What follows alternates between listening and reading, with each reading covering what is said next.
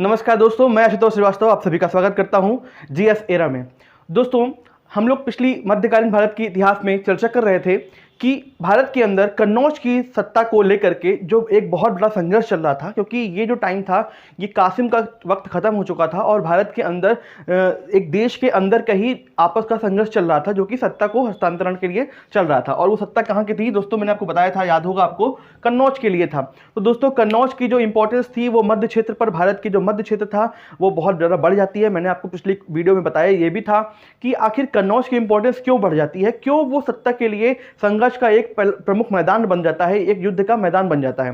तो दोस्तों, मैंने आपको इस बारे में बताया था। मैंने आपको यह भी बताया था कि नागभट्ट कौन था, धर्मपाल कौन था और गोविंद तिथि। यानी गोविंद तिथि का मतलब यहाँ पर जो तीन प्रमुख अलग अलग वंश यहाँ पर कार्य कर रहे थे इस अकेली एक कन्नौज के सत्ता के लिए, वो कौन कौन से वंश थे। तो मैंने आपको बताया था कि ये जो धर्मपाल था जो कि पाल वंश से था, जिसका जो शासन था वो बंगाल और स्पेशली बिहार की तरफ था। जबकि हम लोग जब बात करते हैं प्रतिहार वंश की, गुर्जर प्रतिहार वंश की, तो इसका जो शासन था वो आपका पश्चिम की तरफ था, जहाँ की गुजरात राजस्थान का कुछ प्रमुख क्षेत्र था। जबकि दक्षिण में आपको गोविंद तिथि और इसके पहले आपको ध्रुव का नाम देखने को मिलता है। तो ये कुछ महत्वपूर्ण लोग थे जिनका यहाँ पर शासन हुआ करता था। तो दोस्तों, आज हम लोगों ने, क्योंकि मैंने आपको बताया था कि यहाँ पर जो उनका युद्ध चलता है वो लगभग 200 साल तक चलता है, काफ़ी लंबा संघर्ष होता है। और इस संघर्ष के दौरान यहाँ पर 6 चरणों में युद्ध होते हैं और उस 6 चरणों के युद्ध के दौरान यहाँ पर कई सारे शासक जो हैं वो आते हैं, एक ही वंश के कई सारे शासक आते हैं। तो मैंने आपको इन सब चीज़ों के बारे में आपको बताया था। दोस्तों, आज हम लोग इसकी क्लास को आगे बढ़ाने जा रहे हैं और आज हम लोग चर्चा करने वाले हैं तीसरे और चौथे चरण के संघर्ष की, जबकि दूसरी ओर हम लोग चर्चा करेंगे 5वें चरण के संघर्ष की। तो दोस्तों, मैंने आपको प्रथम और दूसरे चरण का संघर्ष बता दिया था और मैंने आपको ये भी बताया था कि उसके जो चरण था उसमें विजेता कौन निकल के सामने आया था। तो दोस्तों, एक बार मैं फिर से आपको बता देता हूँ कि प्रथम जो चरण हुआ था उसका जो विजेता था वो आपका दक्षिण का राष्ट्रकूट वंश का ही शासक ध्रुव था। ठीक है, इनके जो पिता थे, गोविंद तिथि के पिता थे, वो वहाँ के शासक मतलब इसके विजेता बन के निकल के आते हैं, प्रथम चरण के विजेता के रूप में आते हैं। जबकि दूसरे चरण में आपको धर्मपाल ही विजेता के रूप में दिखाई देता है। ठीक है, तो अभी तक के जो 2 चरण हुए थे वहां पर आपको 2 यहाँ से प्रतिहार वंश का कोई एक विजेता के रूप में नहीं दिखते हैं, जबकि स्टार्टिंग इन्होंने ही करी थी। यदि हम लोग आपको देखें, आप लोग बार आपको याद हो तो आपने देखा होगा कि मैंने आपको बताया था कि इसी वंश से ही स्टार्टिंग हुई थी, परंतु अंतिम विजेता अभी तक ये लोग बन के नहीं आए थे। तो देखते हैं आगे क्या होता है। चलिए, आज हम लोग चर्चा करने वाले हैं तीसरे और चौथे चरण की। चलिए देखिए, मैं आपको शुरू करूं इससे पहले आपको थोड़ा सा दिमाग में रखना चाहिए कि आखिर प्रथम 2 चरणों में क्या चीज़ें हुई थी, तो उससे आपके दिमाग में सब कुछ सही ढंग से चलेगा। अगर ऐसा नहीं करते हैं तो आप लोग जान नहीं पाएंगे कि आखिर क्या चीज़ें हो रही हैं। चलिए शुरू करते हैं दोस्तों। तो दोस्तों, मैंने आपको बताया था कि दरअसल क्या है कि जो तीसरा और चौथा चरण है, इतिहासकार इन दोनों चरणों को एक साथ ही मान के चलते हैं, क्योंकि इनकी जो घटनाएं हैं ये आपस में जुड़ी रहती हैं, तो वो इनको एक साथ ही मान के चलते हैं। अब दोस्तों, एक बात और याद रखिएगा, क्योंकि जब इससे प्रश्न बनते हैं तो कम से कम 20-25 क्वेश्चन अच्छे से बन के तैयार हो जाते हैं। आपको मैं चैप्टर खत्म होने के बाद आपसे इनसे क्वेश्चन भी बना के दूंगा। ठीक है, तो आपको ध्यान रखना है। जैसे कि आपसे पूछा जा सकता है कि कौन सा चरण था जो कि प्रथम चरण की ही पुनरावृत्ति थी। तो दोस्तों, ये जो तीसरा चरण था वो प्रथम चरण की ही पुनरावृत्ति एक तरीके से हो रही थी। यहाँ पर दोस्तों पुनरावृत्ति बहुत हुई है, आप देखते रहेंगे आपको एकदम इसे याद आ जाएगा। देखिए दोस्तों, तीसरा चरण की शुरुआत क्या होती है, चलिए इसको देखते हैं।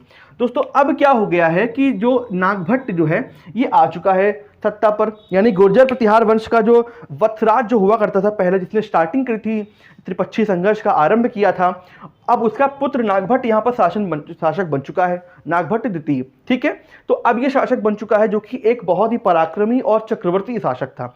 चक्रवर्ती शासक से तात्पर्य ये होता है कि ऐसा शासक जो अपनी जो महिमाएं हैं, अपनी शक्ति का प्रदर्शन वो एक क्षेत्र पर नहीं बल्कि काफ़ी बड़े एरिया में कर लेता है। तो दोस्तों, अगर आप इसको देखते हैं तो दोस्तों इसने सिंध के क्षेत्र पर, सिंध जो पूरा सिंध नहीं है परंतु सिंध का काफ़ी अच्छा क्षेत्र उसने जीत लिया था। कुछ समय के लिए जीता था परंतु जीता था। आंध्र क्षेत्र, विदर्भ क्षेत्र और कलिंग। तो यदि आप इन क्षेत्रों की स्थितियों को देखते हैं तो आपको देखने को मिलता है कलिंग जो कि उड़ीसा है वर्तमान। ठीक है, उस क्षेत्र को जीता, सिंध के क्षेत्र को जीता, आंध्र के क्षेत्र मतलब साउथ के थोड़ा सा हिस्सा पहुंचा, विदर्भ भी साउथ में पड़ता है, थोड़ा सा महाराष्ट्र और इसके एरिया में पड़ता है। तो दोस्तों इसने काफ़ी अपनी सत्ता का विस्तार किया था, अपनी शक्ति का विस्तार किया था और अपने पराक्रम का लोहा मनवाया था, जिस कारण से क्या हुआ था, ये एक चक्रवर्ती शासक के रूप में एक ख्याति प्राप्त कर चुका था।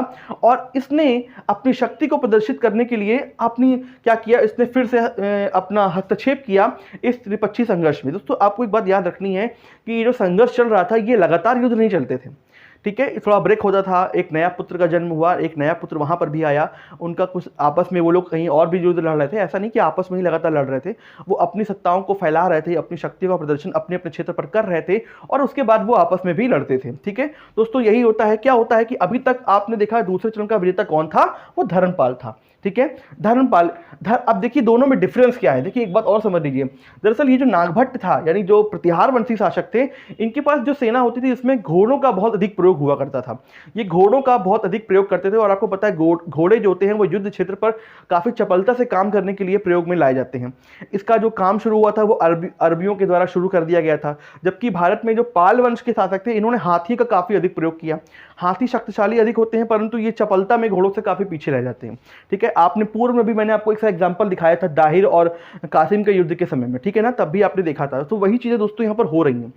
जबकि दूसरी जो धर्मपाल था ये भी जीतने के बाद अपनी सत्ता का काफ़ी अधिक विस्तार करता है अपने क्षेत्रों पर, बिहार और नेपाल तक के क्षेत्रों पर भी अपना एक तरीके से ये जीतने का काम कर रहा होता है, ठीक है। तो कमज़ोर ये भी नहीं होता, कमज़ोर ये भी नहीं होता, परंतु इसके पास एक पराक्रमता और एक कॉन्फिडेंस बहुत अधिक बढ़ जाता है। ऐसे में क्या करता है ये अपने ही पिता के द्वारा किए गए काम को दोहराता है। क्या करता है ये दोस्तों, ये अटैक करता है फिर से कन्नौज पर। और मैंने आपको बताया था कि कन्नौज भले ही एक प्रमुख शक्ति का केंद्र था परंतु वहाँ का जो शासक था वो केवल एक कठपुतली शासक के रूप में कार्य कर रहा था। और यहाँ पर अभी शासक कौन है, चक्रायुध। चक्रायुध वही व्यक्ति है जिसको धर्मपाल ने जीतने के बाद उसको वहाँ का शासक बना दिया था, कठपुतली शासक बना दिया था, ठीक है। तो वो धर्मपाल के हाथों की कठपुतली था। जब नागभट्ट अपनी शक्ति का विस्तार करने के लिए पुनः एक बार आक्रमण करते हैं अपने पिता वत्सराज की तरह, कहां पर, कन्नौज पर, जब वहां पर आक्रमण करते हैं और चक्रायुध को वहां से पराजित कर देते हैं, हरा देते हैं।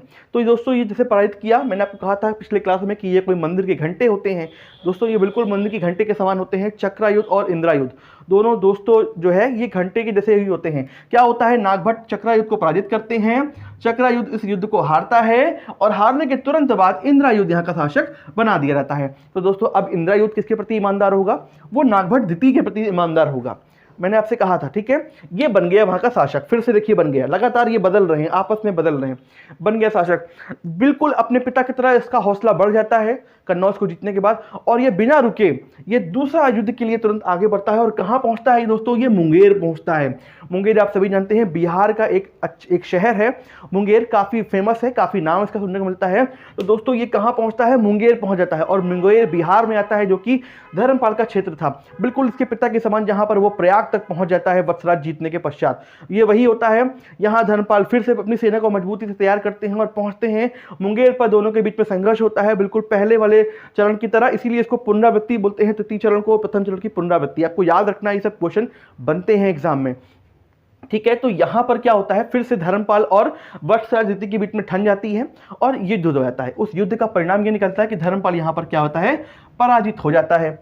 तो दोस्तों देखिए बिल्कुल पूरा पुनरावृत्ति हो रही है, लेकिन अब यहाँ पर से इसी के तुरंत बाद से चौथा चरण शुरू होता है। दोस्तों यहाँ से आपको ध्यान रखना है कि तीसरे चरण का विजेता कौन निकल के आ रहा है, नागभट्ट द्वितीय बन के आ रहा है।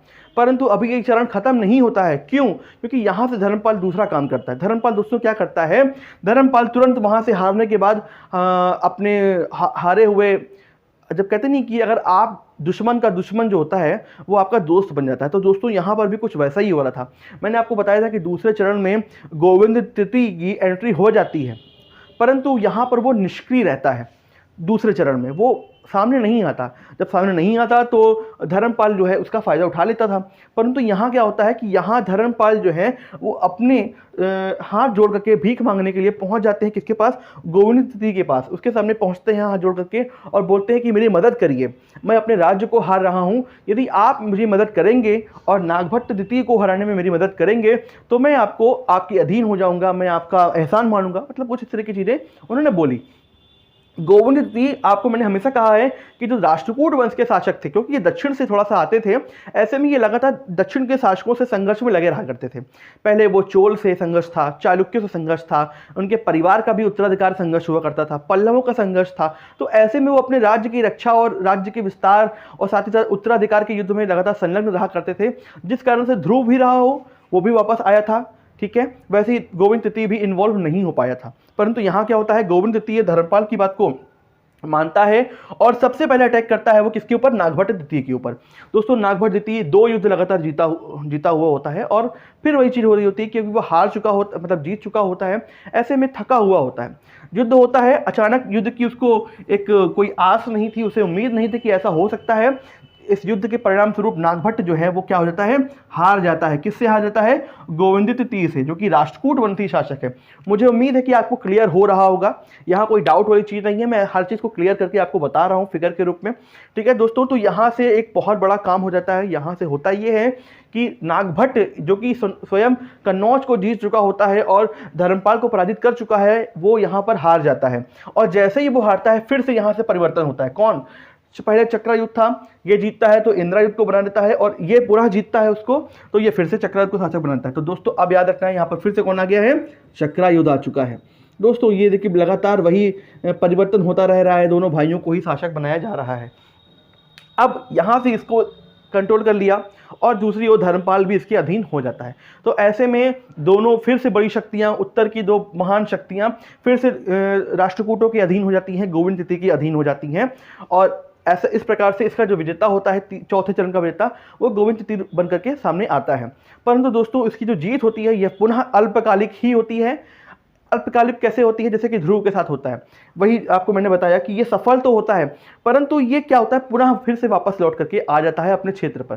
क्यों, क्योंकि आपको याद है इसका जो भाई था स्तंभ, मैंने आपको बताया था, वो उत्तराधिकार का युद्ध लगातार विद्रोह कर रहा था, वो तैयारी कर रहा था। ऐसे में उसका दमन करने के लिए, उसको ख़त्म करने के लिए आता है।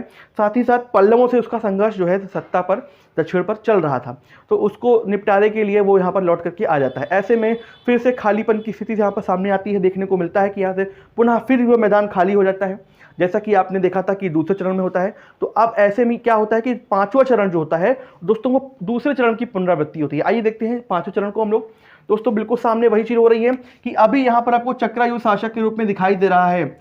ठीक है, अब देखिए यहाँ से फिर से वही हुआ, धर्मपाल जो लगातार चल रहा था, यहाँ से पाल वंश ने फिर से अपमान का घूंट सहा। क्यों, क्योंकि वो एक इंसान से पहली बात तो हारा था। ठीक है, दूसरी बात यहाँ से वो क्या हुआ, उसके अधीन हो गया, उसको मदद मांगनी पड़ी। स्वयं एक महान शासक किसी दूसरे शासक से मदद मांगने के लिए जा रहा है, तो उसके लिए एक ये भी दुख की बात थी। पहले चरण भी ऐसा ही हुआ था, तो लगातार पाल वंश जो है दुखी था इस बात से। लेकिन यहाँ होता क्या है कि धर्मपाल ने काफ़ी लंबा अपने शासन को संभाला था, पाल वंश को संभाला था। ऐसे में उसका पुत्र दोस्तों यहाँ पर अब देखने को मिलता है। आपको याद रखना, मैंने आपको स्टार्टिंग में बताया था कि कौन कौन से वंश के कितने लोग यहाँ पर शामिल होते हैं। ठीक है, तो दोस्तों अब यहाँ पर धर्मपाल का पुत्र देवपाल आ चुका है। देवपाल एक चक्रवर्ती शासक था, एक महान शासक था और एक जबरदस्त योद्धा था। उसके अंदर हौसला बहुत अधिक था, वो आगे बढ़ने की बहुत ज़्यादा लालसा रखता था। ये क्या करता है, ये यहाँ पर दिखता है कि अरे ये जो दक्षिण के शासक हैं। अब देखिए दोस्तों, यहाँ से हर वंश में परिवर्तन हो चुका है। यहाँ आपको नागभट्ट देखने को मिलता है द्वितीय, यहीं जबकि और दूसरी ओर क्या होता है, रामभद्र देखने को मिलता है। दोस्तों नागभट्ट जितना शक्तिशाली था, वत्सराज जितना शक्तिशाली था, जबकि उसका पुत्र रामभद्र एक निहायत कमजोर व्यक्ति के रूप में देखने को मिलता है।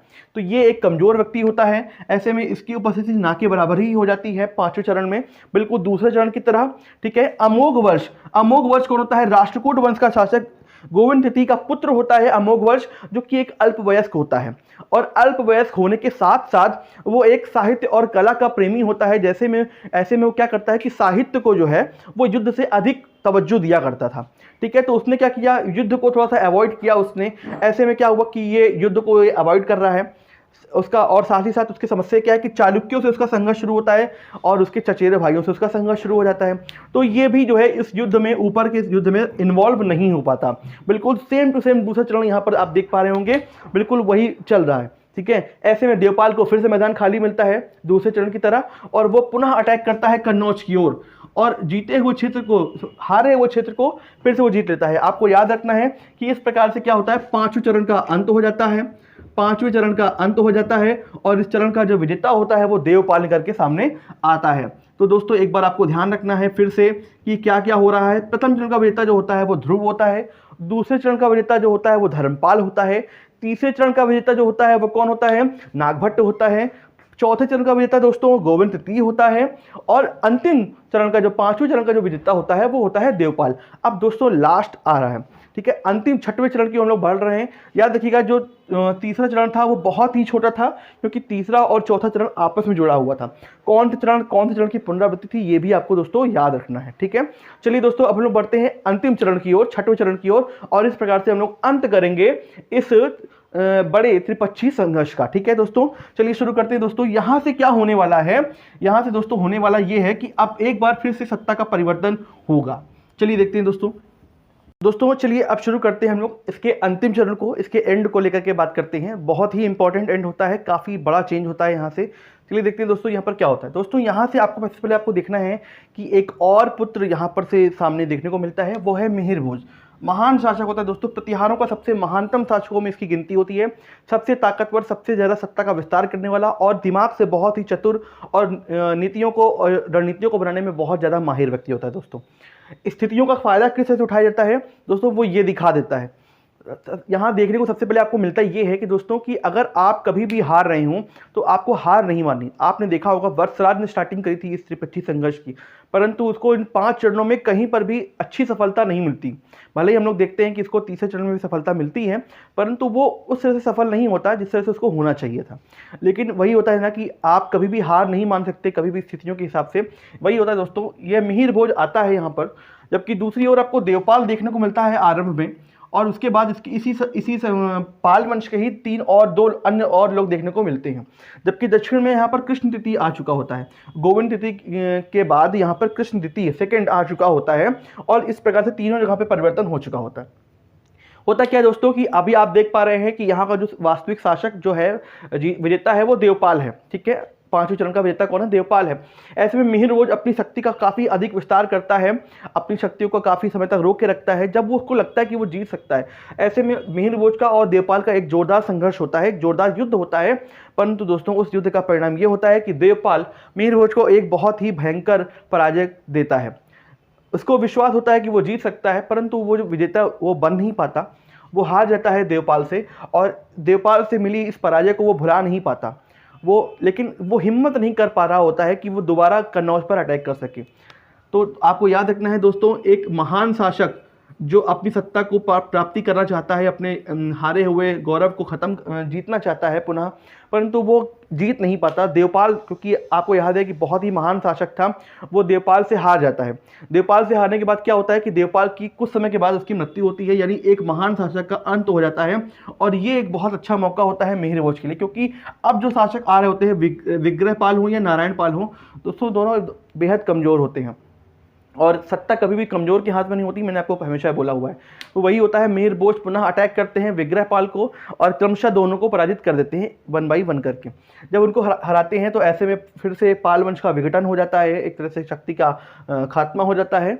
और उसके खत्म होने के तुरंत बाद यह मिहिर भोज जो होते हैं, ये कृष्ण द्वितीय को, जो कि अपना दूसरा प्रतिद्वंदी होता है, उसको पराजित करते हैं, इसको हराते हैं। दोस्तों ये एक कमजोर शासक नहीं होता, परंतु ये अपने संघर्ष में लगातार लीन होता है दक्षिण के संघर्ष में। मैंने आपसे कहा है राष्ट्रकूट लगातार दक्षिण के संघर्ष में लीन था, और चालुक्य, और होता क्या है कि ये चालुक्य नरेश विजयादित्य और भीम से पराजित हो चुका होता है। तो ऐसे में क्या होता है कि ये अपना, इसका जो एक मोरल होता है, इसकी जो एक मानसिक स्थिति होती है वो सही नहीं होती। ये अपनी भले ही वो एक महान शासक होता है, एक शक्तिशाली शासक होता है, परंतु ये युद्ध हार चुका होता है साउथ में, और इस स्थिति का फायदा उठाता है मिहिर भोज, और वो क्या करता है, इस पर अटैक कर देता है। अटैक करता है, अटैक करने के तुरंत बाद ये जो है मिहिर भोज इसको हरा देता है। हराने के बाद इसका जो परिणाम निकलता है वो ये होता है कि मालवा के एक महान क्षेत्र पर, मालवा के क्षेत्र पर शासक हो जाता है मिहिर भोज। तो इस प्रकार से दोस्तों 6वें चरण का अंत होता है। यह विग्रहपाल नारायणपाल का अंत हो जाता है, जबकि दूसरी ओर कृष्ण द्वितीय को हरा करके राष्ट्रकूट का भी वो ऊपर की ओर इन्वॉल्वेशन खत्म कर देता है, ऊपर की तरफ बढ़ना वो खत्म कर देता है, हस्तक्षेप खत्म कर देता है। और इस प्रकार से अंतिम विजेता के रूप में दोस्तों निकल के सामने आता है राष्ट्रकूट नहीं, प्रतिहार वंश यानी मिहिर भोज जो अंतिम शासक के रूप में दोस्तों सामने आता है।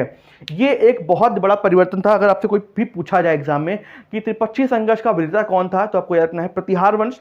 शासक का नाम पूछे तो दोस्तों याद रखिएगा मिहिर भोज, एक महान शासक जो पूर्व में देवपाल से हारा था, परंतु उसने अपने हौसले को गिरने नहीं दिया और अंतिम विजेता के रूप में करके दोस्तों सामने आता है। अब क्या आपके सामने एक प्रश्न ये आ सकता है कि क्या इसको हम ये मान लें कि प्रतिहार यहाँ पर परमानेंट हो गए थे? जी हाँ दोस्तों, परमानेंट हो चुके थे और काफ़ी लंबे समय तक वो यहाँ पर शासन करते हैं। तब तक करते हैं जब तक कि गजनवी यहाँ पर अटैक नहीं करता। 1018 में ये चीज़ें बदलती हैं, लेकिन ऐसा भी नहीं है कि चीज़ें बीच में नहीं बदलती, क्योंकि जब कोई मजबूत शासक आता है तो दूसरा उसको हराने का प्रयास हमेशा करता है। दोस्तों यहाँ पर क्या हो रहा होता है आपको देखना ये है कि 915 ईस्वी में, भले देखिए त्रिपक्षीय संघर्ष दोस्तों खत्म हो गया, आपको याद रखना है, डाउट मत रखिएगा, त्रिपक्षीय संघर्ष खत्म हो चुका है और नेता के रूप में यहाँ पर मिहिर भोज ही आता है। परंतु ऐसा नहीं होता कि वो परमानेंट हो जाता है। दोस्तों यहाँ होता क्या है कि कालांतर में 915 और 918 ईस्वी में इंद्र तृतीय नामक राष्ट्रकूट शासक यहाँ पर अटैक करता है और पुनः कन्नौज को जीत लेता है। परंतु दोस्तों आपको याद रखना है ये संघर्ष लगातार काफ़ी लंबे समय तक चलता है, परंतु वो लगातार जीतने में सफल नहीं होते। क्या होता है, प्रतिहार पुनः उसको प्राप्त कर लेते हैं। 963 ईस्वी में फिर से कृष्ण तृतीय नाम का एक व्यक्ति आता है राष्ट्रकूट वंश का, वो फिर से अटैक करता है, फिर से हराता है प्रतिहारों को, लेकिन प्रतिहार फिर से अपनी सत्ता को प्राप्त कर लेते हैं। ये संघर्ष लगातार चल रहा होता है, लेकिन सबसे बड़ा जो परिवर्तन होता है वो क्या होता है, क्योंकि अब आपको याद ये रखना है कि प्रतिहार जो है वो कमज़ोर हो चुके हैं। अब वो वैसे वस्त्राज और नागभट्ट दी जैसे मजबूत नहीं है, अब उनके अंदर वो कमजोरी आ चुकी है, वो लगातार रहने में सफल नहीं रह पाते। होता क्या है, 1018 ईस्वी में गजनवी जो कि एक महान आक्रांता होता है, भारत में अटैक करता है और अटैक करने के परिणाम स्वरूप वो दोस्तों कन्नौज को भी अटैक करता है, अपना एक निशाना बनाता है और वहाँ से क्या होता है, राज्यपाल वहाँ से भाग जाता है और हमेशा के लिए प्रतिहारों की एक महान सत्ता, महान केंद्र, सत्ता का शक्ति का केंद्र जो होता है वो कन्नौज, उनके हाथों से हमेशा के लिए चला जाता है और गजनवी के हाथों में आ जाता है। तो दोस्तों मैंने आपको थोड़ा सा आगे की चीज़ें बता दी इसके बारे में, लेकिन ऐसा नहीं है, ये जो 6 चरणों का जो युद्ध होता है वही त्रिपक्षीय संघर्ष होता है। इसका अंतिम विजेता आपको हमेशा याद रखना है प्रतिहार ही होते हैं। दोस्तों ये थी हमारी इस इंपॉर्टेंट क्लास की अंतिम वीडियो। आपको ये वीडियो कैसी लगी, ये आपको क्या आपके लिए हेल्पफुल है या नहीं है, और कोई डाउट हो तो आप हमसे ज़रूर पूछिएगा। मिलते हैं दोस्तों नई क्लास में, तब तक के लिए नमस्कार।